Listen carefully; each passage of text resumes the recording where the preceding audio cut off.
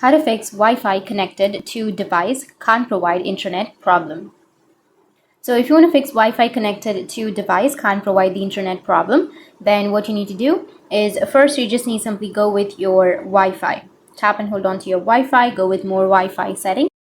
And here you need to go with settings, which is on the right side. Click on the gear shaped icon.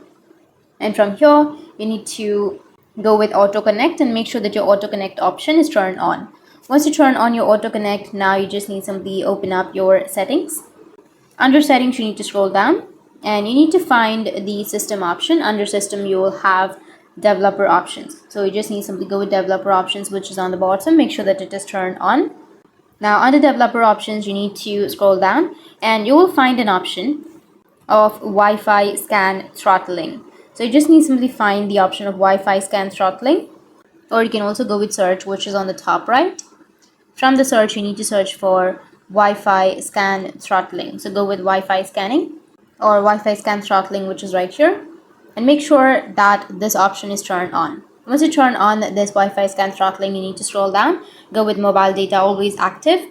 So you need to go and turn off always keep mobile data active even when Wi-Fi is active. Make sure that it is turned off.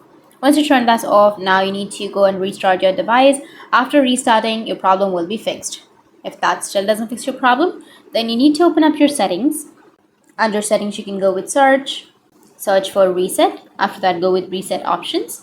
Once you tap on reset options, here you will have reset Wi-Fi, mobile and Bluetooth, and you need to reset your Wi-Fi, mobile and Bluetooth network, and after that your problem will be fixed.